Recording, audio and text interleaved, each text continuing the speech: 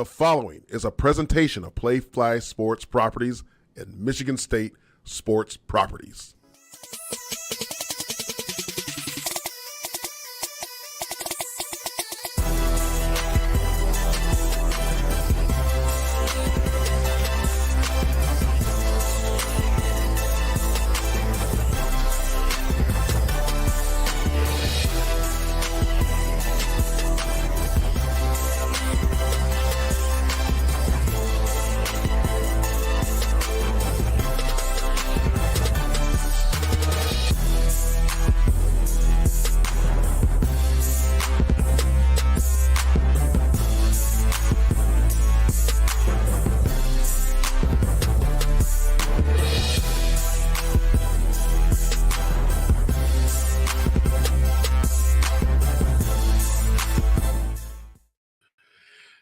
Pleasant good evening, everyone. It is Tuesday, April 4th, 2023. I'm your host, Jason Strayhorn, along with my co-host, Otis Wiley, down south somewhere by the equator, clearly in Jehuu Jehuu Caulcrick. This is Sparta. Be sure to click subscribe and the like buttons. I mean, we're going to get to, we got to talk about this hat and the glasses that we're seeing. And that weekend of Bernie's vibe. That weekend of Bernie's vibe. Yeah, buddy. Little Jumanji action. Be sure to follow us on the social media platforms, and this is how. Thanks for tuning in to This is Sparta MSU. Interested in hearing more from us? Be sure to follow us on Facebook, Twitter, Instagram, and even TikTok. Click on the link in the bio to head to our link tree for more information. Help us grow our following by hitting the like and subscribe buttons. Tell your friends and family to do the same. Have an idea for a future episode? Let us know in the comment section below. And now, back to the show. So, Otis, where are you on assignment at right now? Tell the people. It's hot down here, man. It's so hot. Are you in Africa? No, I wish. In Orlando, man, the place where your pockets get drained, like when you step foot on site, man. Oh, Disney. Disney, man. So in Universal Studios today, we didn't even make it to like 4 p.m. because it was like we gotta get to a pool because it was too hot. Apparently, it's 90 degrees plus here. It's still spring, so everybody local, they're like, it's so hot. Because it's like 120 plus because it's never this hot in spring. But I'm not complaining from the heat because it was raining in Michigan before we left. So I'll take it, man. But I'm wearing this lovely hat, protect my skin. But it's good, man. Family's having a good time. That's all that matters, man. That's all that matters. How many times is this for you there? I went when I was like 10, and then went when we played in a bowl game. Back to back, actually, and then so 4 times. This is my 4th time. What about you, Stray? How many? Too many. And my daughter, the third of the last, has retired the family from going there. So which is, I mean, I fought it. We had a tearful discussion, but we're not allowed to go back to Disney ever again. Listen, what you mean we're not allowed? She just doesn't want to. I don't know why. Okay. It's her own decision. Listen, somebody just put Harry Potter World as the GOAT.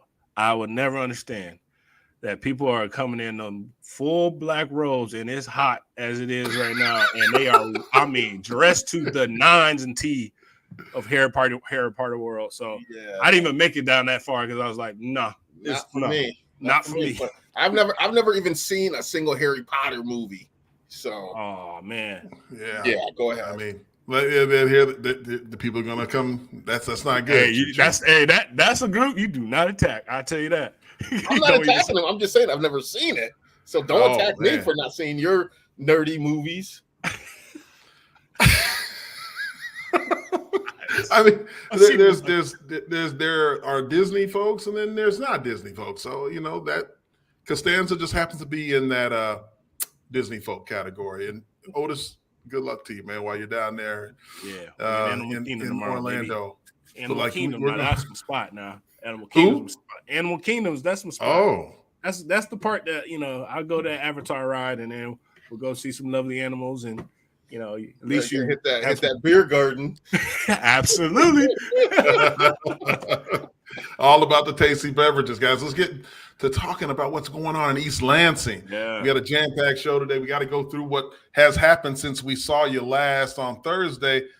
Michigan State has a new women's basketball coach. Michigan State hires Robin Fralick. And this is her getting off of looks like a private jet that you guys know about. But hey, we welcome her to East Lansing today. Welcome, Coach. Welcome, Coach. Welcome. Yeah, she a little story.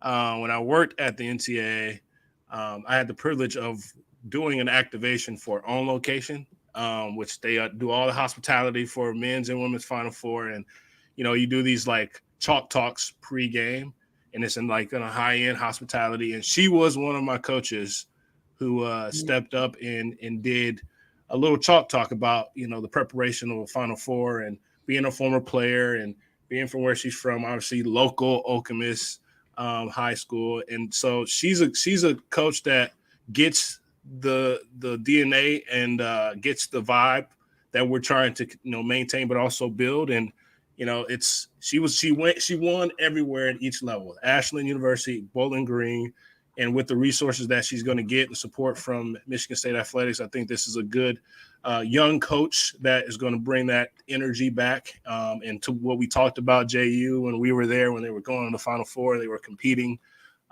consistently. I think this is a good find for us. Speaking of that, they had a press conference for her today. Let's listen to a couple of excerpts from that from the press conference.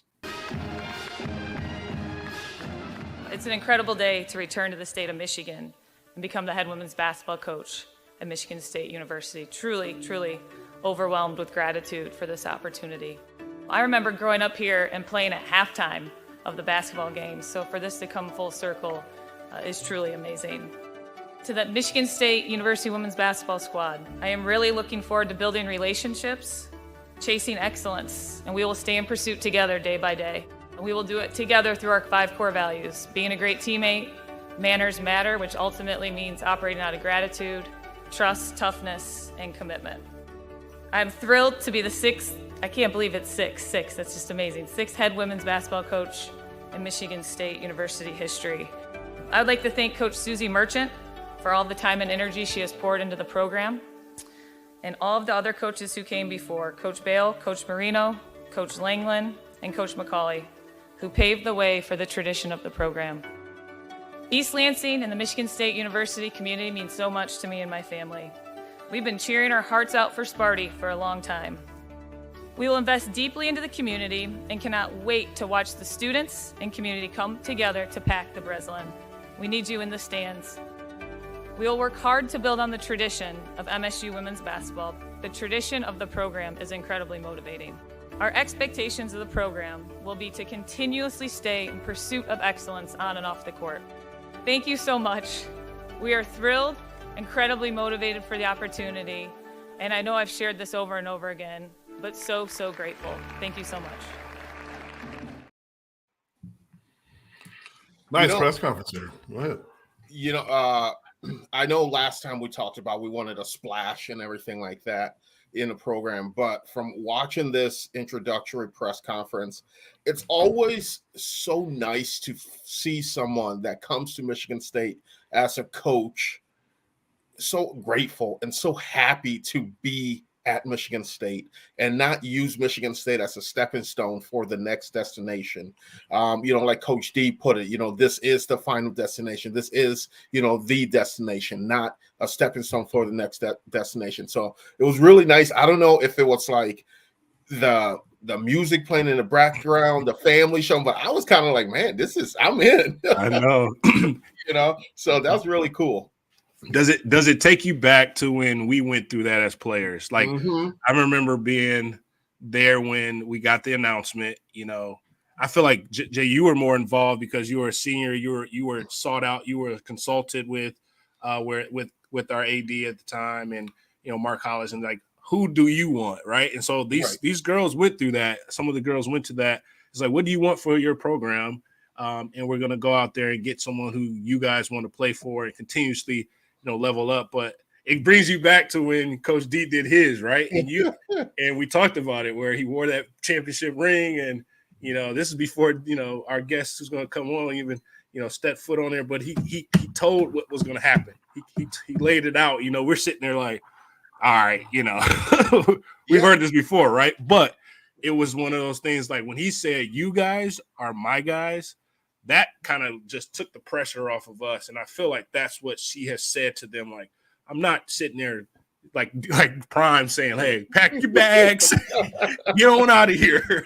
But, you draw a good point, Otis. Even though, I was grateful. It was Caleb and myself. We, met with Mark Hollis, the AD at the time. He went through a big board of all the different, coaching candidates that were in there, different guys, their background. Hey, this guy, he has Michigan State ties. He's this, everything like that. I know at the end of the day, we didn't have a final say in anything. We could just give our opinion, speaking on behalf of the team and everything like that. But I also understand, those girls that they showed in this press conference video here, those players, there's also that sense of uncertainty.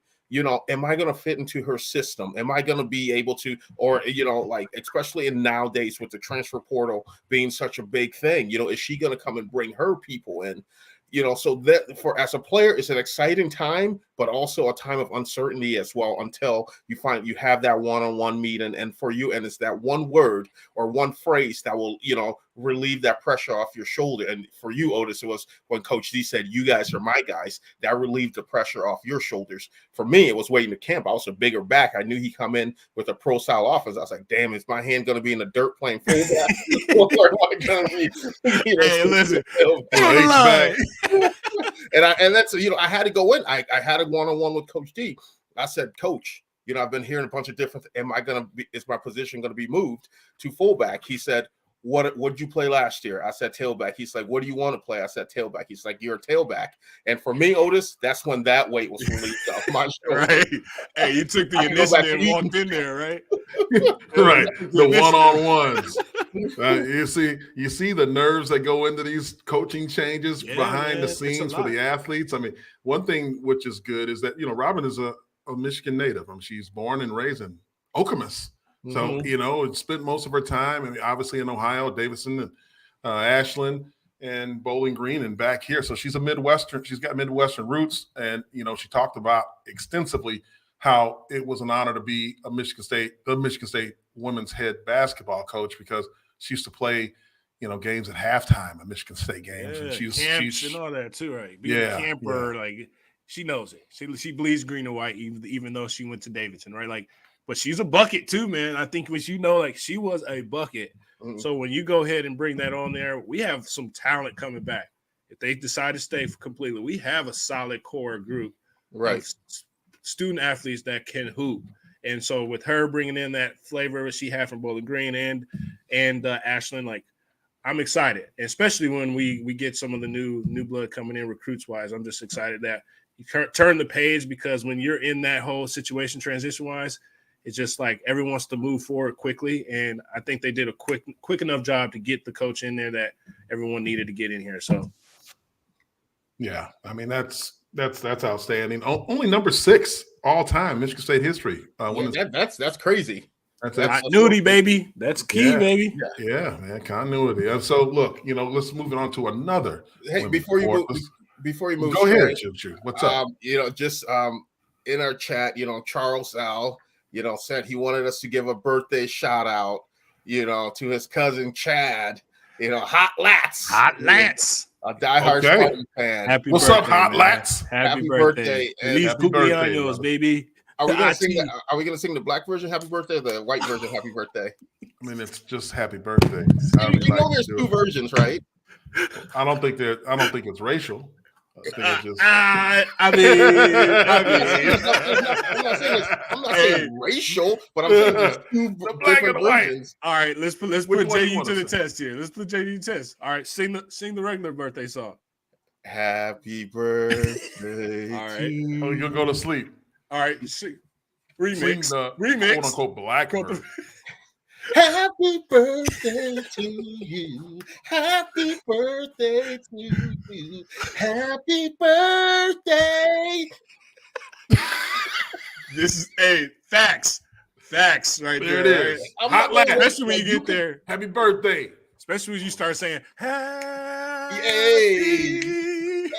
birthday." Yay. Stevie Wonder, man. Stevie Wonder, baby. Look, Yeah. Hot lats. All right, man. Look, So this is true. Happy birthday. Happy birthday. We're gonna continue. Happy birthday to Hot Lats. And let's talk about women's gymnastics, shall we? Yeah. You know, they made it to the Sweet 16, and they still have been losing that. I don't know what their final place was, gentlemen, but they had a great run this year. 2 of them are headed to the NCAA championships individually here. Let's see. That's Delaney, Harkness, yeah. and then Gabrielle on beam. Man, the beam and the floor. Look, this is shocking because we did see that team down the road who was really highly sought after to like compete for a national championship. They lost, but then I was watching to like where were we at, and like seeing if we got the dub, and they had a great season, and we got most of them coming back, and so congratulations to a great season, but also we still at two of our own that's going to compete for a national championship personally. So let's give them some support, send them all the Spartan love that we need, and let's bring back some hardware. That's what we're gonna get, right? April. What date was that? Pull that back up again. Make sure they know what date was that. April 13th and the 15th. In Fort Worth, Texas. Otis is gonna go all crazy now because it's in Texas. Oh, it's down there in the Dallas area. Something cool about that is I had a good friend of mine. I used to coach with him back in New York. His daughter's big in gymnastics, so for a present, they took her to Pitt for the regionals, and that's where MSU was. So he sends me a video. He's like, "Yo, Choo, we're in the gymnastics regionals. We brought my daughter Cam here, and we're sitting in the MSU section." And he sends me a video, and the MSU section is just going nuts, with the "Go Green, Go White" chant. So I'm glad he got to experience a little taste of East Lansing in Pittsburgh. That's outstanding. For your buddy from New York, man. I mean, there were also some assistant coaches that were named to the WCGA Region 4 Coaches of the Year here. Hey, Nicole. Devin Wright and Nicole Jones. Yeah. Nicole, yep. We've obviously went to college with Nicole. And one is good to see her get that one of those awards and be in the finals. So happy for her. Happy for our other assistant coaches as well. And then I feel like there's some more hard work probably going down for him, but we got a Big Ten Coach of the Year as well, and we're going to probably have a solid class coming in. So I'm looking forward to hearing those updates too. Yeah, and it's really good to see Michigan State Gymnastic on this platform, and in that positive light there. That's really what it's about. Without question, guys. I mean, and switching gears a little bit, you look at the men's basketball side. We get a commitment from Kurtang. A 4-star. You said it too. I thought it was another name last name coming in, but it's Kurtang. And this dude is a nice combo 6'4" guard. Reminds you a little bit of AJ Hoggart. So, it was between the Scarlet Knights and us. And the Scarlet Knights love those high power, like high quick guys in the guard play. And this guy has some good control, and I wish you probably had some highlights on him, but hey, this guy can he can score too, man. And I think this is where he gets a little bit more development, in training from getting Izzo, but this is a good commit. Without question. I mean, we have a announcement video here that we can play. This is the scuttlebutt. This is what happens now. So we get announcement videos. Let's check that out if we have that available, guys. All right, Kurt, so you can only pick one. Where are you going to be playing your college basketball? So I'm here to announce I'll be committing to Michigan State University.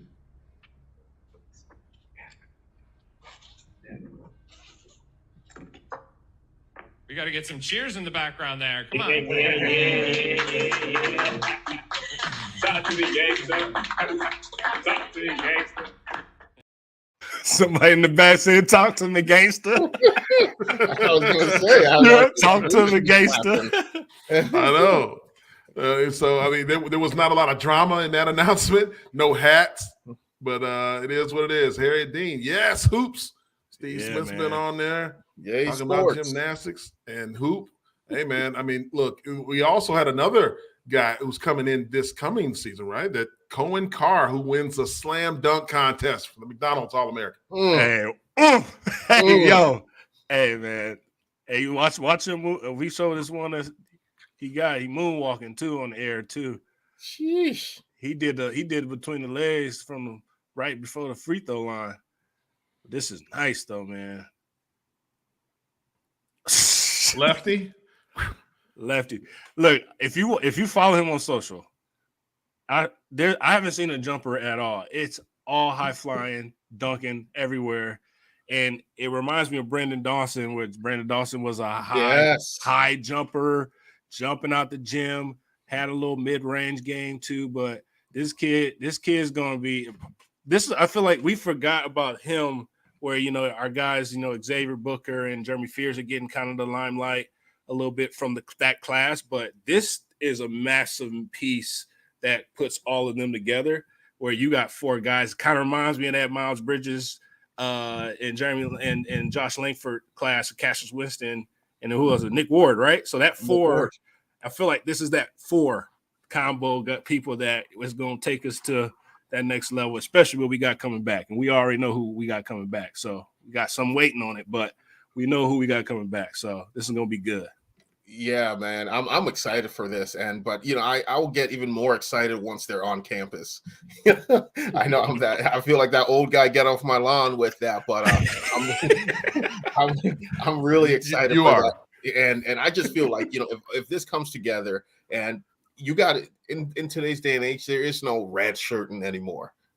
Especially in hoops, you come in, you play. It'll play them all, do your thing, and let's just get after it. Let's just run and let's win a natty. Ooh, I love the way that sounds.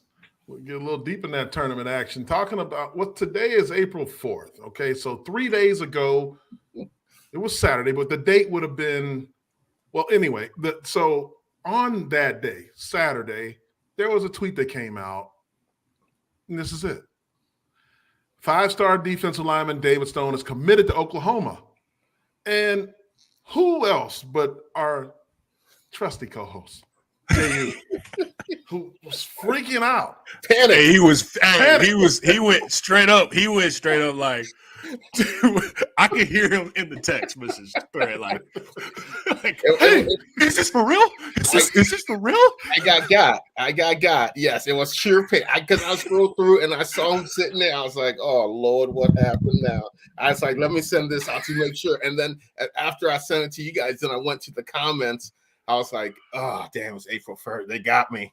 April Fool's Day. I mean, it was guys. It was kind of over the top, wasn't it? Like April Fool's. It's a good April Fool's joke, though. Like it's around that time. These kids going back and forth. You don't know, man. It's like so. Does that mean he's not gonna go there? He's coming here because he played that joke. Let's read into it.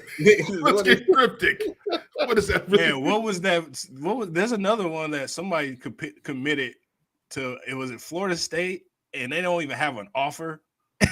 No. Yeah, like dudes committing, making an announcement, 100% committed. And it was like, we wanted to let everyone know that he does not have an offer from us. Really? Oh my God. Look, we'll cover that next show. I'll get it. UCLA, apparently, that's what that was. Yeah. That's what Pete said. Oh man, look, that's what I'm saying, man. This is crazy, man. No. People are legit like, oh, I'm gonna commit. UCLA was like, no. Might be multiple examples. Yeah, that was just so bad. I'm gonna throw my name out there. What are you gonna do? Just throw some. Yeah. All thanks to I'm God. coming back. All thanks to God, I got 2 years of eligibility. Blessed, and highly favored. Oh, see, look, man. We got to talk to our special guest after this message from our friends over at IHOP. When you're smiling. Introducing IHOP's new Eggs Benedicts. When you take a poached egg, add it to a crispy English muffin, fire-roasted poblano peppers, and shredded beef with our rich and buttery hollandaise sauce. You don't just get our handcrafted new Eggs Benedicts on your plate. You get a smile on your plate. New Eggs Benedicts in 4 delicious flavors, only from IHOP. Now, eggs IHOP stepping it up, dog. Hey, now that's something I can get with. I love me some eggs Benedicts, man. Right. Listen. We're gonna see some. So there's the pancakes. Yeah. There's the pancakes, but we got to get some eggs in there, huh? Now, yes. Eggs Benny. But like, without further ado, guys, we got to bring on a real Spartan Dawg, pride of the Mather High, Maryland, Spartan Dawg extraordinaire, and you know he's all things Michigan State football, through and through. Rose Bowl Darien stopping Harris guy joins right here, this baby. is Sparta. Rose Bowl stopping guy, my dog. There he is. What's going on, fellas? Appreciate you having me on. Oh, thanks for being on, man. Hey, it looks like you got burning the midnight oil over there in the old football office, huh? Work never stops, man. Work never stops. Hey, I'm grateful you have taken time out of your busy schedule to join us, my friend. Right? My dog, my little bro. Like we got Obama on the show. Yeah, I mean, and now, I mean, the 30-year-old version of Darien Harris, by the way. Happy birthday, old version, man. Thank you. Happy belated. I saw you did it big for the birthday. Yeah, now. hey, look, what you do, man? Look, nice. Yeah, had a good dinner. Hired a photographer, get some nice flicks, because personal brand is important. That's all the talk these days. And, facilitating all this education for our players, I figured, as coaches and staff, we can have a brand too. It's important. So I wanted to tap into that a little bit and just had a great time with friends and family, which is what it's really about. So definitely blessed to see the age of 30. Absolutely. Hey, look, you ain't get out like you used to. It's that little no. Turn up and then go to practice the next day. Exactly.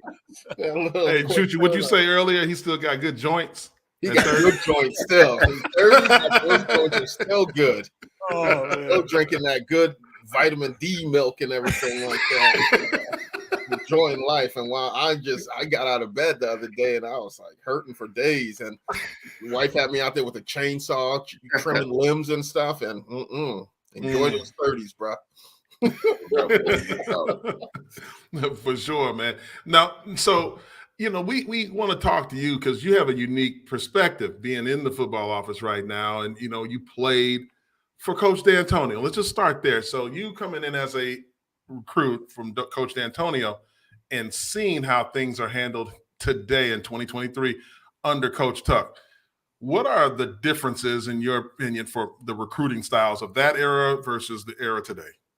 Yeah, I mean, I think nowadays, and we definitely see it, it's a lot more flash and flair and tapping into, again, that brand piece.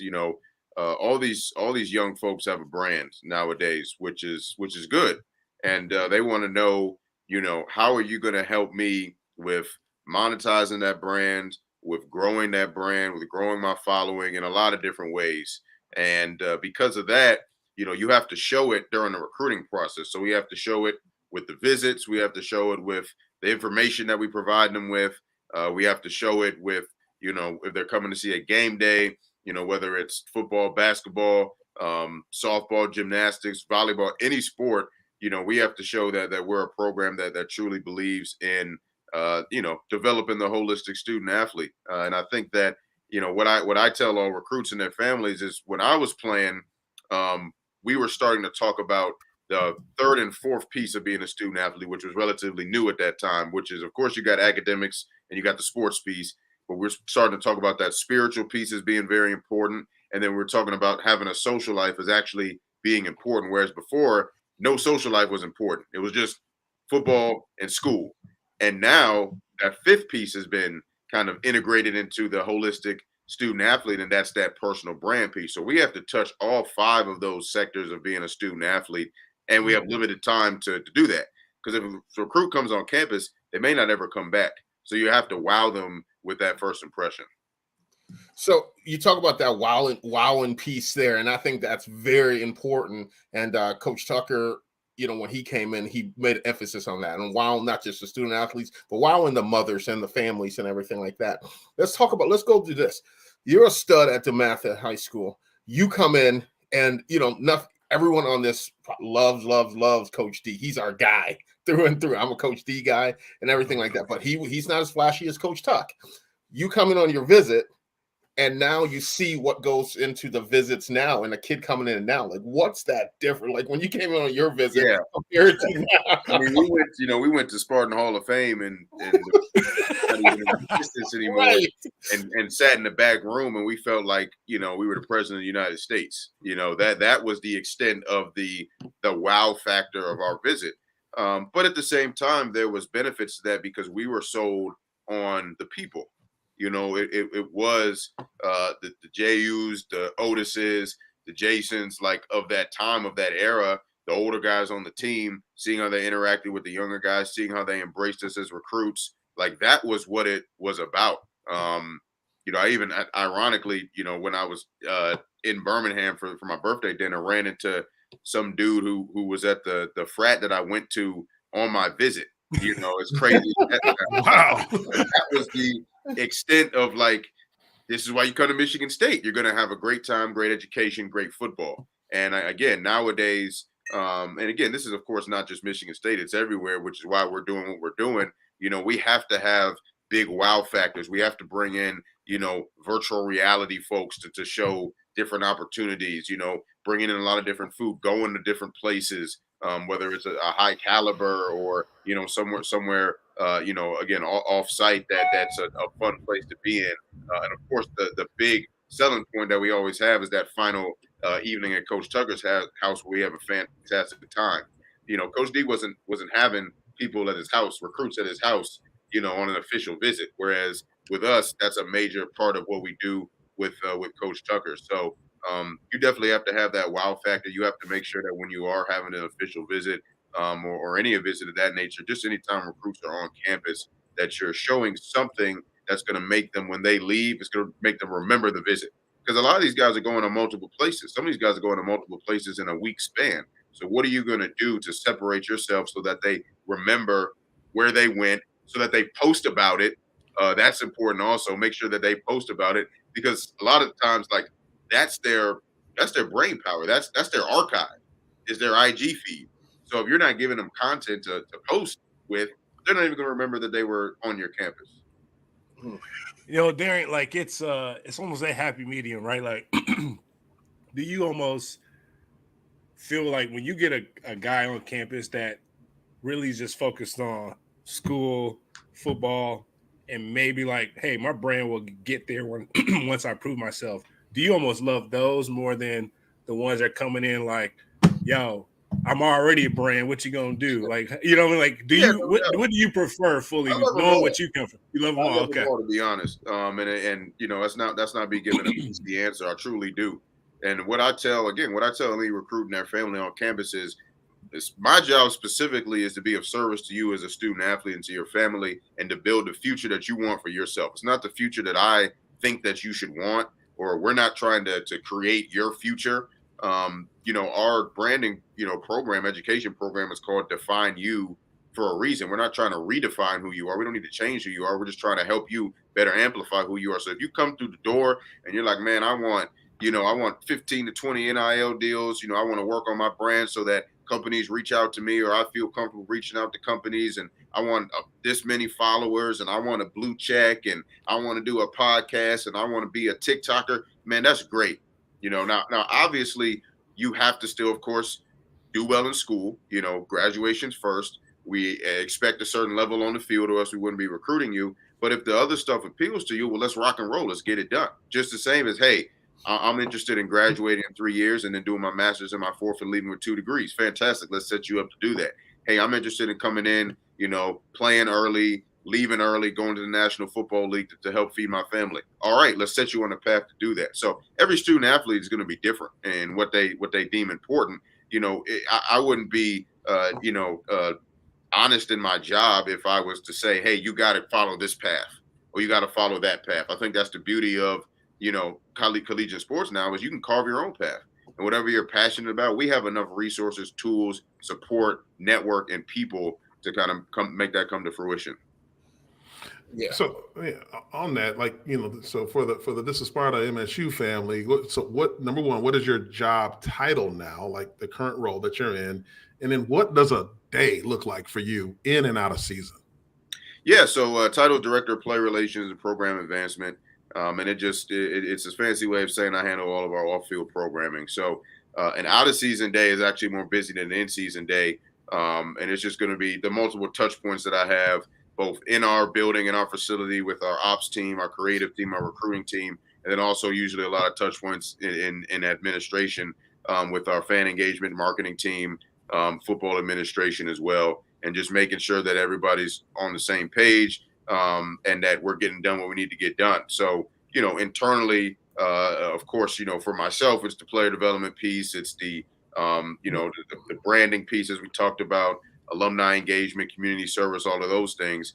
And then from an ops and recruiting standpoint, making sure that everybody's kind of supported when it comes to on-campus visits, recruits that'll be here, coaches that want to come in, former players that want to be here, things of that nature. And then with our creative team, making sure social media is good. We're telling the right stories. We're telling the stories in the right way, capturing the right content. And it just, again, like I said, it expands out to the athletic department. So making sure, for example, I had 3 or 4 different meetings a day on the spring Spartan football kickoff. That'll be, of course, April 15th, and making sure that's in order and everything that we kind of have planned for that. Making sure our NIL summit, which we're going to have on Thursday of that week, is ready to go. So a lot of different things, touching a lot of different pieces of the program. But that's what I love to do, is to kind of be multiple and in a lot of different facets of our program, and it makes for a lot of fun. Yeah, Darren, you're a guy that, and something that I love about you is you're a guy that came to Michigan State, played at Michigan State, balled out at Michigan State, had your stint in the league, did some broadcasts, but you're back at Michigan State, and I think that's a huge selling point. So if a recruit and their family come in there and, you're sitting there talking to a 17-year-old kid, senior, junior in high school, and he looks at you and says, why MSU? What do you say? Yeah, I mean, I'd say that there's a reason that I'm still here. I just have such an affinity for this place because of all the opportunities that I feel like this place provides, and I feel like this place is different than others. And I knew it when I was here, but I got a real sense of it when I went to train for the draft, and I was talking to all these great athletes from other schools, and they didn't have relationships and connections to other sports and other student athletes and to their professors and to other people around campus. And it boggled my mind, because I thought that was the norm. Hey, we're cool with the basketball team. We're cool with women's basketball. We're cool with field hockey, volleyball. Like, I have best friends that played in men's and women's sports, all men's and women's sports, that I'm still talked to this day, on a daily basis. Great relationships with professors that I talk to all the time. Then, of course, coaches and the staff, and it's just rare. It doesn't happen in a lot of programs. It definitely doesn't happen in a lot of Power 5 programs. So, this place is genuine, and what we say we do here, we really get done. And I think that, especially in this day and age, when there's a lot thrown at recruits and their families, a lot of lip service, a lot of smoke and mirrors, to be real, like, that's the key. And I can sit in this chair when I have a recruit and their family in my office and say, what I'm going to give to you is real. Now, you're going to have decisions to make. You're going to have to do a pros and cons list with all the visits that you're taking. But what I'm telling you, I can assure you is real. And they always leave out of here, believing what I say and understanding, like, okay, what we say, we actually do. Darien, there's a program that, I feel like not that many people or fans know that we have. Is I know Ashton Henderson and Elliot Daniels started the Keeping It Real with our young guys to make sure that they are not getting, not say lost, but homesick, and then not having an outlet to just talk freely and be themselves, but also be, words of encouragement from your peers. I guess talk about that, because, I saw you give a spiel to them, and it was during the winter conditioning this past winter, and you laid it to them straight, right? Like, you're giving them that tough, hard love that they have probably coming up, leaving their homes, but coming here, and you're being that big bro for them, right? Like, talk about that program and how it's kind of evolved from when I know you were part of Keeping It Real when you were here, right? And talk about how that has evolved and how that is a big program for our guys, where parents send their kids here, they have a community and they're safe to grow. Talk about that. Absolutely. No, it's huge. I think it's one of, if not the most important things we do with our part of our program is our Keeping It Real. So that was, again, as I just mentioned, and as you mentioned, Otis, Ashton Henderson started that program with my freshman class. We were the first class to ever go through Keeping It Real. And that's just a weekly meeting with the first-year players, and we've now expanded it to first-year players and second-year players, where myself and now Dr. Lorenzo Guess, we just spend time with them as a class for 30 to 45 minutes, and we go through really everything that is encompassed with being a student athlete, going to class, being in school, playing your sport, NIL, campus culture, being a Spartan Dawg, community service, but we're able to do it in an intimate way to where, like the title says, we can really get real and we can get down to nitty gritty of what certain things mean. And I would say 85% of the time, the conversations are positive. Hey, such and such did great in school this week. He was struggling last week, but really picked it up this week. Let's give him some love. Or, did you see such and such in the scout team this week? It really helped us a lot. We got the offense ready to go. Or just generalities. Hey, here's how you should approach a professor if you're struggling in a class. Or here's how you should approach a professor first day of class. Sit in the front, introduce yourself after the class, tell them your goals, or him or her your goals and aspirations. All those things. But then, of course, you do have that time where you have to really dig into them. Maybe somebody did something wrong that everybody else could benefit from hearing from. So instead of saying, keeping stuff a secret, as long as we're okay to share it, Johnny Smith here left trash in the hallway at his apartment, and Housen called him on it and gave him, some reprimand. Don't do that. We've had hygiene discussions. We've had discussions on how to do dishes, how to do laundry. Like, we got to make sure that we're growing the life skills. And in this new day and age, again, we all lived in Case Hall our first year. Okay? That's no more. That's obsolete. We don't do that. So, these guys, like, they have washer and dryers in their rooms now, right? The state-of-the-art apartments. Yeah. So we have to teach those things. Hey, here's how you use a washer dryer. Here's just how throw the pod in there, right? Throw the Tide Pod in. I'm telling you, they have to be taught. Exactly. There's pros and cons to everything. So Keeping It Real allows us to really, really dive into those things, and it's incredibly important. The guys love it, and it also allows for the back and forth. It's not just us talking to them. They can talk to us. Hey, here's Coach. We got an issue with this. We got a problem with that. Hey, why is this going on? Why is this going on? Hey, we don't think this is fair. We don't think this is right. And then we can kind of be that liaison to take it to either coaches or to Coach Tucker, say, hey, we heard this from our freshman class, maybe we should switch it up or do something different to better help them. That's critical in the leadership role like that you're doing. So I'm going to give a check-in because, you have your finger on the pulse of this program better than anybody that I could think of outside of Coach Tuck. Now, there's been guys on our show that's talked about, and then also we know from a recruiting standpoint, facilities are something that's big, and we're going through a big renovation right now. So number one, I'll ask you, how is that renovation in the eyes of the recruits? And then how is it in the eyes of the current players right now as far as chemistry? Because we understand it's been shifts that they have to go into because of limited space. Yeah, so I guess I'll start with the latter. It's difficult on the current roster. There's a lot that we've asked of them in terms of, like you said, shifts and transition when it comes to the norm. And as athletes, again, we are structured and systematic people. So when you put a glitch in the system, it can throw you off. And to be honest, one of the struggles that we had last year stemmed from not having a accessible locker room in our football facility. So again, I'm in practice. I'm a linebacker. Jehuu comes through the hole on a power play. We don't run.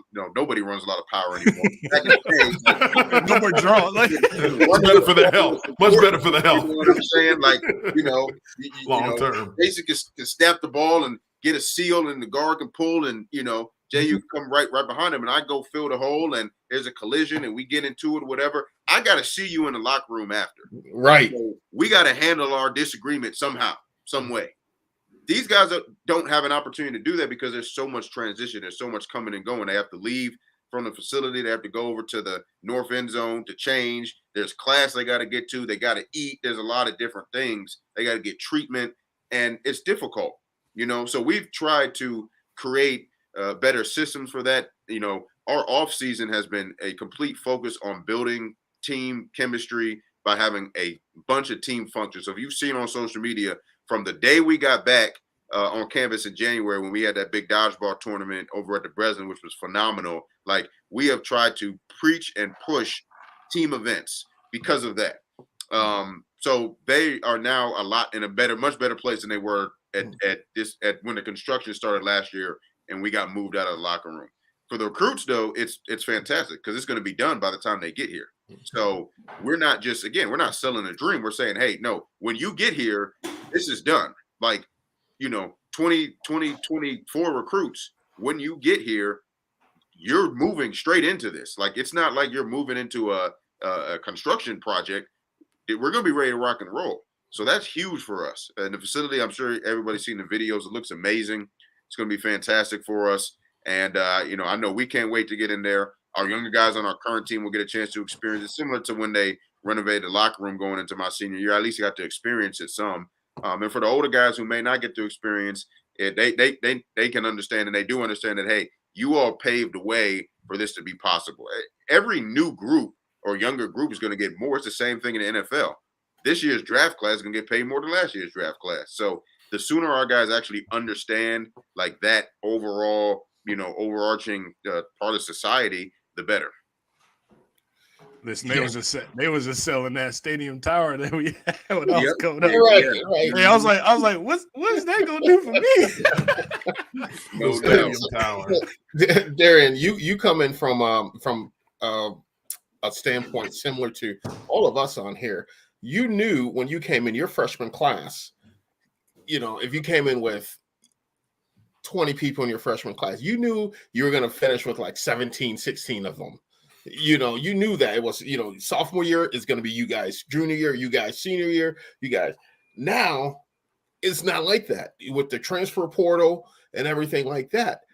What's your thoughts on that and what the adjustments that guys have to make now? Absolutely. It's a great point. So one of the first things that we talk about in our Keeping It Real session when a new class comes in is if you all make it through at 85, 90% of you all that are sitting in this room right now, full class, make it through, we will compete for championships because that will have meant that you all have done everything to not only grow as football players, you have grown as people, grown in the classroom, and we have a direct graph that off the field success correlates to on the field success. So, maybe that number is a little high nowadays, again, because of the portal, but I would believe that the teams that are successful, the programs are successful, their classes are, for the most part, getting through. Now, if you get through and then you graduate and you grad transfer, that's different, but a lot of it, as you said, you start looking at the class, and especially with us doing Keeping It Real, because it's a 2-year thing now. Mm-hmm. So when we start doing these sessions, these meetings, and you start looking and seats get empty and another one's empty and then another one's like it can weigh on you. It can weigh on you. It can weigh on you as a student athlete. You start looking to your left, to your right. It feels a little NFL-ish. I mean, I think we all kind of remember. You remember walking in an NFL locker room and the person next to you, his lockers just cleaned out. And the trash bag, baby. Like nobody said a word. Right. It's just, oh, he's gone. Mm-hmm. It kind of feels like that. And again, this is not just Michigan State. This is everywhere. Like you walk in one day and a player's gone. Now, again, in this day and age, the guys are going to tweet out if they're in the portal usually. So they'll see that, but it's not always like a long debrief before somebody jumps in the portal, unless they've told their teammates. So I feel like there's, of course, pros and cons to the portal overall, but the more you can stay together as a class and get through, I think you have success. And I really love what I've seen from, there's obviously the guys that came in January, but last year's class, the 22 class, they have a bond that I feel like it doesn't mean that everybody's going to stay. Of course, we hope everybody does. You just never know. But they have embraced the importance of like, all right, we got to find a way to all get through, and then we'll see what happens. Yeah, Darien, that's that one great point because, no one knows what all goes through a decision when I'm going to hit the portal. Like, yeah, the idea as a player pops in because maybe you're not enjoying your time. You're not maybe getting time on the field that you maybe think you deserve. But, how many out of those groups of guys that truly have that trust factor with you and then Dr. Guest to have a heart-to-heart conversation about this is where my mind is at before I do this? Because there's some of those guys where you probably had a roadmap to build out to say, hey, if you stay, man, we can change the tide here. We can get you, set up. Or if it's, a different case scenario is like, you know what, we think it is best for you to go somewhere else to be heard and be felt better, and welcomed in. But, how is that set up right now for your guys to say, hey, it's always open door policy to you to come and have a chat with me before you make that decision publicly? Yeah, they know that it's totally open door. And, we've had that conversation with some guys that have elected to stay, some guys that have elected to leave. And it's all, again, it's different reasons. The importance is just being a listening ear. And I think even more important than that, and again, this is what separates Michigan State, I believe, from other places, is I always let them know you're Spartan Dawg for life. I don't care if you were here for a semester, or you're here for 2-3 years. It doesn't matter. If you were here, anything we have from an alumni resource standpoint, once you've exhausted your eligibility in college, whether you completed at Michigan State or elsewhere, it's open for you. And again, that's part of being on the other side of, of the on the field football piece, where we can't be out here turning our back on student athletes because they had a hard decision to make because they wanted to go somewhere else and play. Like, we have enough resources and we have enough opportunity for everybody to get a piece. So that's the conversation that I always have. And then it's more so, hey, I can't make you do something. I may have an opinion on what you should think about, but it's the same thing when guys are considering leaving early for the draft. We sit down, we have the conversation, we go over the information, and ultimately you got to make your decision. The only thing I can provide for you is the information. But it's very difficult situations for these guys to make. And it's every year, they get a little more cerebral with what goes on. And just some generalities, like they think about, okay, do I lose that network that I just built up at Michigan State? How does it look when I have to start over somewhere else? Of course, NIL factors into this a lot, in this day and age. Obviously playing time, and if I go somewhere else, am I going to have to, do I have a spot secured? Do I have to compete? If I come back here, same thing. And then it's also, hey, I saw that you all, such and such transferred in my position. Does that mean that I'm out? Or does that mean we're competing? Was it for depth? Like, it's a lot, again, on these student athletes to kind of digest. Unless you're, something like a Kenneth Walker and like, man, there's nobody better than me out here. You know what I mean? Like, I'm good to go. But there's only 1 or 2 of those on any team in the country. So everybody else, it's a competition piece.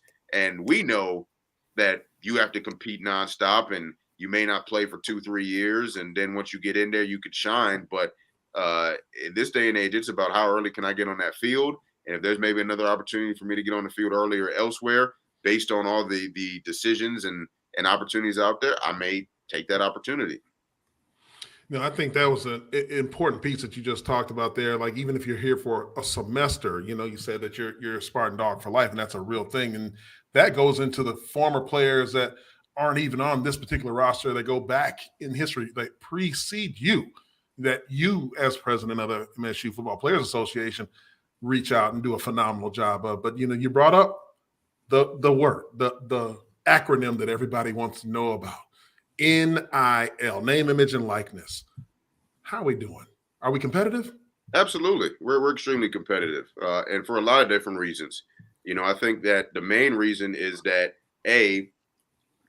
our guys can say, hey, we're doing well with NIL. We're using the education, we're using the information, and we're able to go out there and compete with anybody in the country when it comes to NIL. So there's nobody here that thinks that they're missing out on opportunities elsewhere. I can assure you of that.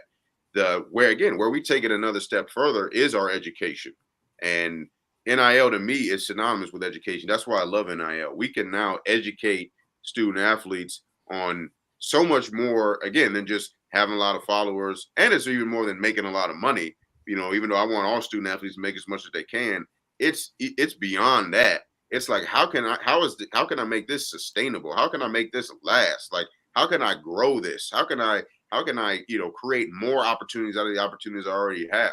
We had a session a couple Fridays ago, and Kurt Richardson, who was a Spartan Dawg and phenomenal in the space of teaching marketing tactics, he talked about this word access, and how as a student athlete, your access is at the highest it's ever going to be in your entire life, even if you go play. Absolutely.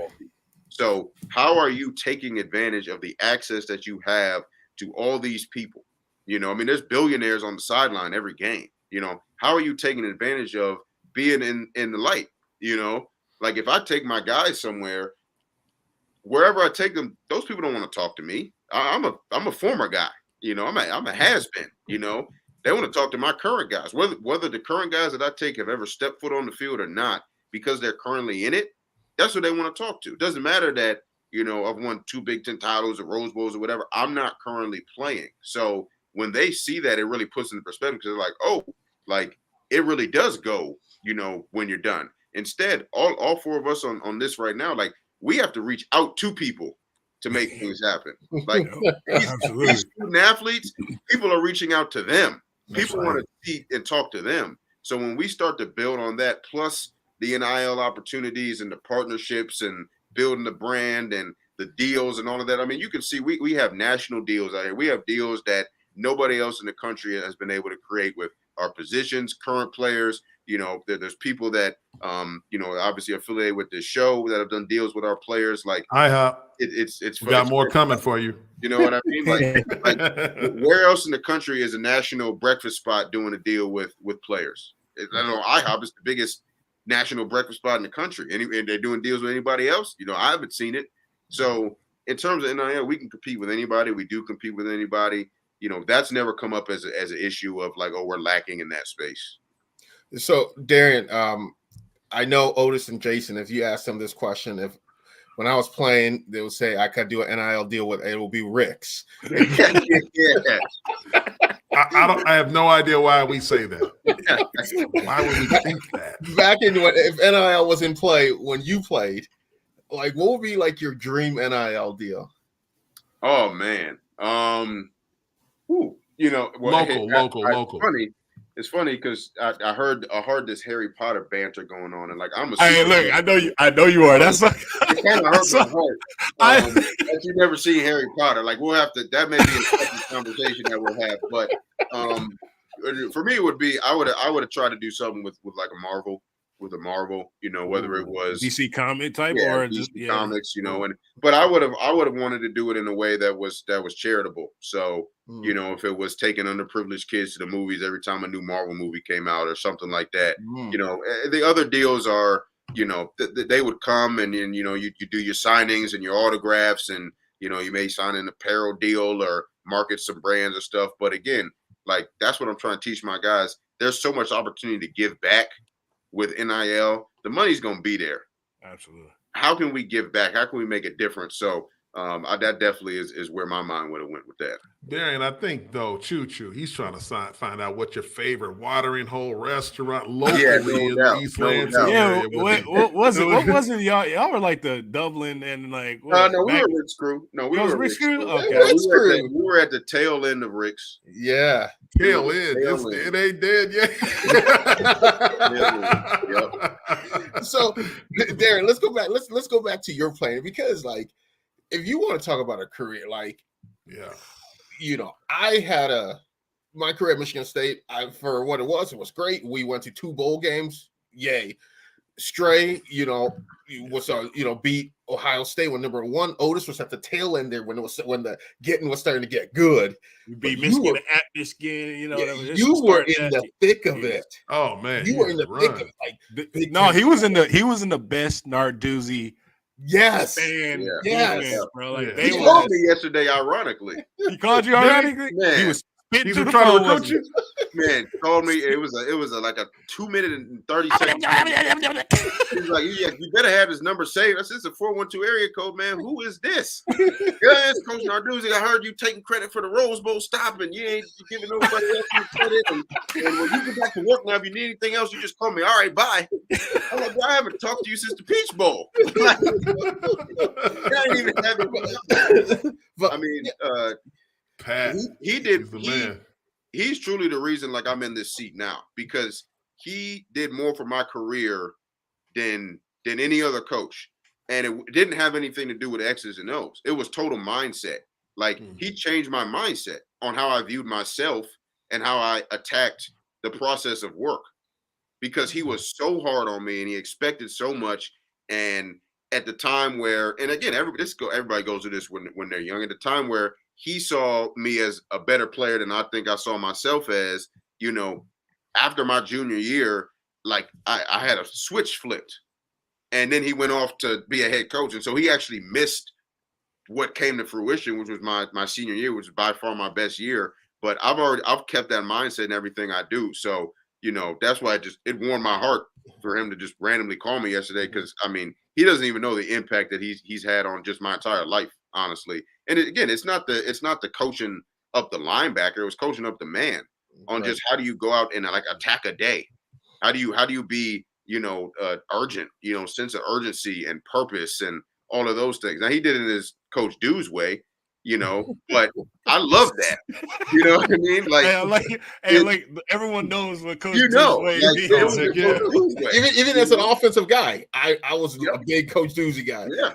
So Darren, one thing about your defense there, when you guys were there, and Javon and I have talked about this in the past, when as an offensive player and you're watching film, from the first 4 or 5 plays, you know what type of game it's going to be. Mm-hmm. You know, like we'll watch film the first 5 and we'll look at each other like, we're good. But watching when you were there, that core of you guys on defense there, it's like, I'm glad I'm not playing these guys. Like, what was that mentality, that mindset? Like, it was like a dog mentality, like literally. And, how did that come about? We had Will Goldstein on the show to talk about that a little bit, but how did that come about? Yeah, I mean, we just took the mentality of our defensive coordinator, Coach Dew's. And, my favorite thing was when you'd watch back the TV copy and then we'd make a TFL and there's 7 of us on the ball. And the announcer would be, that was a great blitz. And I'm like, we didn't blitz. Like, we just led and went and just attacked. Like, downhill, stopped the run, it was great. And there was this belief system that we could do anything. Now, of course, you have to have great players to make that happen. We can attack downhill because we had Trey Waynes and Darquez Denard and Curtis Drummond and Isaiah Lewis. And then after them, you fill in with more NFL guys. Like, so with the confidence that we had on the edge to play that cover 4, to man up the outside, to, our sake, like people don't understand, just because we had such great players, like how difficult it was playing that defense. Like, our safeties are flat-footed at 10 yards. Otis, you're standing still, as a slot receiver's running 100 miles an hour at you, and you're expected to cover them, and you did. You know what I mean? Like, hey, that's what I would tell you. Reroute, huh? Put your hands on them. I'm apex between number 2 and the tackle, and I gotta run past to go reroute. You need to be the all-star, bro. Make me look good. I'm telling you, but we believed in it, and we knew the game. At the end of the day, Quez has been around recently during spring, the Darquez Denard. And just standing with him and watching how he'll be watching wide receiver DB 101s, and wide receiver will release off the line. He's like, that's a wrap route, before he even gets into like the route. And then, receiver will break in and go back out and catch a touchdown, and the DB's left standing there. And it was a wrap route. And Quez is like, you just got to know the game. Mm-hmm. So we put the time, effort, and energy into knowing the game and understanding the game, learning from the guys before us, really buying into this is just how Spartan Dawgs play defense at the end of the day. And if you can't do it, like, you're not living up to the expectation that's been set forever. Spartan Dawg defense has been Spartan Dawg defense. And, because of that, like, that pride kicks in, and then, that belief kicks in, and then the trust factor kicks in, and then you have the results that were out there on the field. Before Jehuu, before look, this is so so good. This is great. This is great, dog. This is great content. Listen, you being on the sideline, and you know what our defense is supposed to look like and play like, and you having to you got to be in your role, but you also know what it takes and what it's supposed to look like. Like let's talk about currently the past year and a half, right? Like. What did you experience being on that sideline, and how did you attack it? But knowing that for this spring, like, will we be better, and will we be at that point where we need to be at? Where Spartan Dawg defense? That's truly like the honest question there. Absolutely, absolutely. I think that everything's got to come together, and I think that what we've seen the last couple years is trying to learn like what Spartan Dawg defense is, to try to really integrate it with these guys and to get them to that trust point and that confidence point of like, you can do this. Like the talent is there for sure. The talent is there. Like, and again, like my perspective is, again, it's different than others. So when I'm watching these games, even games that we may have fallen a little short, I'm not seeing that much of a difference. I'm like, I know we can compete with these teams. I know we can win these games. Everything just has to come together. And when that confidence is there, like you're unstoppable. You can't be beat, or at least you may, I guess this is Dr. Elko said, you may get beat, but you're not going to lose. Like there's a difference. And again, I know for me, even firsthand, like I had to step in the Rose Bowl, and then my junior year was solid. And then my senior year, I took it to another level because I knew the game, and I was way more confident, which allows you to play faster. And I understood it at the end of the day. Like the defense we run now is run by 75, 80% of the NFL. So obviously there's a reason for that. This is a defense that was created by Monty Kiffin and then run by Tony Dungy and on down the line. So there's a reason that it's being run at the end of the day. We just have to be confident when we play it, and we have to believe in it, and we have to know it at the end of the day. And I always approach everything as a player. Always. There has never been a time in a game that I've lost, or that we've lost to the team that I've been a part of a loss, where I've come out of the game and said the coach should have called better plays. Never. It's just not my mentality. It's always, we need to play better as players. Coach calls a play, go execute the play. So I continue to approach everything as a player and say, the players out there playing, end of the day.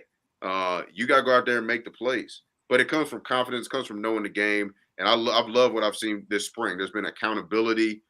There's been a lot more knowledge of just the game of football. We're making that a focal point as well. We're teaching the game. Like sometimes you got to go back to the basics. You got to teach what's the top of the numbers, what's the bottom of the numbers, what's the divider, what's the hash, how many yards from the sideline to the hash, how many yards from the sideline to the divider.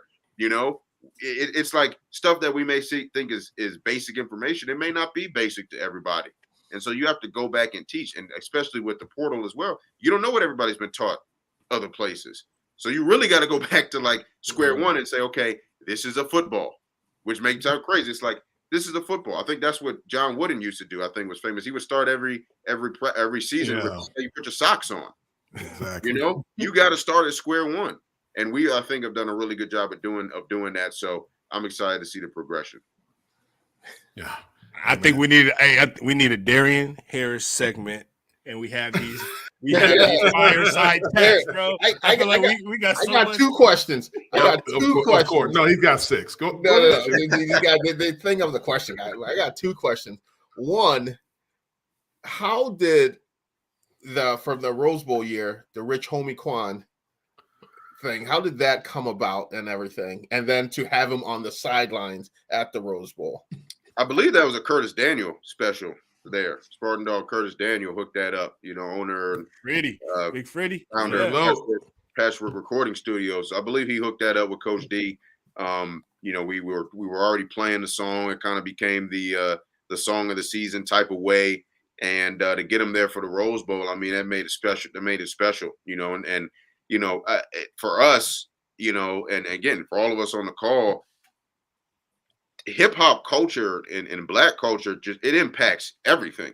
And so for that to be major for us, and for that to be what really brought us together and and galvanized an entire like Spartan nation, to the point where we outsold Stanford in California like 2-1 in the stadium. I mean, it's huge, man. Like hip hop culture and Black culture, just the influence it has and the power it has is phenomenal. And that was a special moment. And shouts to Curtis to be able to make that happen.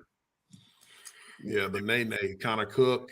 Yeah, it's great, man. Like everyone together. It transcends everything.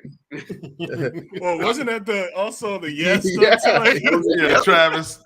Yep. Yeah. Oh my God, Brian. Like y'all knew. I think that was the huge difference. Like you knew who you were as a squad and your identity, and it also gave us confidence as former players, but Spartan Nation, that we knew who was stepping out on that field was gonna get. You was gonna get the best, and you was gonna be gritty, and you was gonna either win or lose, and it was going to be bruised coming out. Absolutely. Like we knew that was the mentality, and I think we're getting there, because what I saw last Saturday in the spring game, like I'm like, one, just for my defensive practice. Sorry, in spring practice last Saturday, man. Look, the defense is looking. Listen, that defense, the secondary alone, confidence, baby. Go ahead. I just want to know, and everybody wants to know this. Like, so many people has been reaching out to me. Everyone on the chat wants to know, how is my guy Nate Carter doing? Hey, I went to go tell him in the weight room. I was like, listen, your boy Choo asking about you every second of every day. Yeah. He's doing well. Yeah. That's the reports. That's the reports back. And he took off. Well. He took off middle of the look. I don't even know what play it was, but Nate's he was great, ghosting. Man. No, Nate's great. I try not to get too excited. He's doing well. Say that. Okay. Fair enough. He's doing really well. That's fair. Yep. That's fair. I'll take that. Mm-hmm. I'll take it and run with it. Yep. That coy smile says it all. So we have to ask you this. I know we got to let you go. I mean, this is great. We got to, we can come back anytime and talk to you. We can talk for hours, man. But, the Final Four, women's Final Four that just happened. Yeah. Give us your thoughts on the Caitlin Clark, Angel Reese situation. Yeah, I mean, that's another hour in and of itself. First, I'm a humongous fan of both of them. I follow women's sports very closely. I follow women's basketball very closely. Always followed it close in my life. Now having a daughter, follow it even closer. Went to a bunch of MSU women's basketball games. I pulled up Caitlin Clark highlights on YouTube and just handed it to my daughter like a couple weeks ago because he's into basketball. Like I'm in. I'm all in on Caitlin Clark, except when she plays Michigan State. And right. I'm all in on Angel Reese, of course. The backlash that Angel Reese, took and this overblown word of classless was nonsense to me. It was nonsense. And as I kind of tweeted out, we have a no trash talk policy in our program. So I'm not condoning trash talk in and of itself, because that's not how we do things at Michigan State. We do not talk to our opponent. That's the number one thing that Coach Tucker says, and you can see it on the field. We do not trash talk. That doesn't mean that's the way for every other program at the end of the day. And Angel Reese has made it very, very clear she's going to unapologetically be her. And what I thought was great was Caitlin Clark coming out today and saying that any backlash that Angel's catching is nonsense. Let women compete. Let them talk trash. I mean, look, this is Michigan State. We have Draymond Green. That's right. Absolutely. Yeah. And we love Draymond Green. Yeah. Okay. And he plays with this guy by the name of Steph Curry, who is the most disrespectful player in the NBA right now. And I love me some Steph Curry. So, it's the issues are there. The issues that plague our society are still there. To see a black woman get attacked like that, it's not right. It's not right for doing the exact same thing. That's what I saw. And as a black man and as a father of a young black girl who's going to one day, do something, whether it's sports or otherwise, I had to stand up and say, I don't condone the backlash that Angel Reese is getting. It's not right. It's not fair.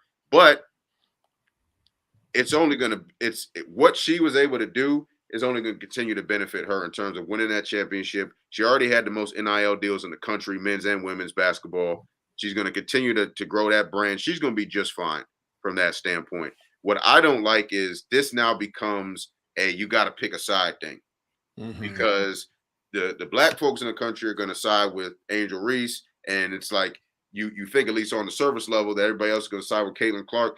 We could be fans with both of them. We could be fans of both of them. Be fans of both. I want to see them. Again, I want to see them meet again in the regular season, because Michigan State's going to be playing for national title. But I want to see them play again down the road. Like, I don't want this to turn into a separation thing, because what both of those programs, and specifically those two young ladies, did for women's basketball and for women's sports in general was absolutely phenomenal. 9.9 million people watched that game. That is phenomenal. Right. I mean, phenomenal. And we got to, it takes away from the moment in a way that it shouldn't have. So right. Again, I didn't think it was right. I'm glad that Caitlin came out and said that as well. And I can't wait for the women's season next year. And of course, shout out to Michigan State women's basketball, also Coach Fralick coming in. Really excited about her coming in and her family, and cannot wait to go to a bunch of games this year. Absolutely, man. Hey, man, love this. I mean, love the time, man. This is awesome. Me too, man. Anytime. It's flying by. We really appreciate it. Most important, we love you, man. Thank you. Absolutely. Thank you. Thank you all for joining us. And ladies and gentlemen, Darien Harris. Thanks for joining the show, man. We'd love to have you back anytime, because we'll be seeing you here. Spring game's coming up, so we're gonna be to see you. Otis is gonna be here checking out practice whenever he gets back from. And the people get to see Nate the Great Carter. Yeah, they get to see him. No, appreciate it, bro. Thank you. Thank you all. Appreciate it, Darren. Oh man, hey, I mean, look, time flies when you're talking to dogs like that, and he was in that golden era of Michigan State football. That was a great interview. I loved every single minute of it, like from all aspects of it, from the deep important stuff to the hee ha ha stuff to everything. I loved it. I love it when he do hee ha. Man, those are some nice beds back there that Otis has. I mean, it makes us all feel like close to home. Good seeing you there, Otis. It's grand rising, early rising tomorrow, baby. Got to get there when the park's open, man, so you can get a couple rides before that sun come all the way up. Hey, man, just for the listeners, just so they know, be sure that you know about the This is Sparta MSU subscriber special event taking place after the spring game. Special live show and post-game party at the Field House, East Lansing. Starts at 5 p.m. on Saturday after the game. Follow our socials for more info. The spring game won't be televised live, so this is your opportunity to hang out with us. We're all going to be there. Hey, I heard Steve Smith say he paying for some drinks, man. Is he? Paying drinks, Steve Smith. Oh, Gator arms. He said Steve Smith got Gator arms. His arms like that don't reach the pockets. We'd love to see all of you there. Come hang out with us in East Lansing at the Field House. Can't wait to have popping some great food for everybody. They said Trevor paid for drinks. It's going to be good. For drinks. You got to get like the goal of an evening is see if we can keep Choo there and away from Rick's. We can keep him there. That man, no. Let me go. I ain't never met a person that goes to a nightcap at Rick's. He was like, "Oh, nightcap. Let me get a nightcap at Rick's." Stay tuned for a more announcement regarding the special guests that are going to be coming to the event too. There's going to be some headliners. That's all we're going to say. Yeah, Steve is paying for drinks for everybody. I like that, Trevor. I like the way you think, Trevor. Guys, I mean, listen, great show. Can't wait till Thursday. I mean, it's going to get more and more exciting. Otis, I don't know. When you coming back? Oh, you're not going to be here Thursday, are you? Still going to be in the land of Disney? Being here, but I will be tuned in. All right, man, on special assignment. You know how magical Magic Kingdom is at night, man. Like, that is one thing that gets you right there is like the magic of maybe tune in from there. We want to know what's going on with Magic Animal Kingdom. Yeah, I'm gonna be like Jehuu. Man, It's raining. no. It's cold. It's windy. You got to take a picture in front of the castle at night. I will. Hopefully, I gotta get a ring light because you know how dark. We got it some is, stuff too. We got to cover. Choo had a great event this weekend. We're going to show you guys on Thursday what he was up to on this weekend. Hey, for Otis Wiley and Jehuu Caulcrick, I'm Jason Strayhorn. This is Sparta. Have a good night. God bless, and go green. Go white.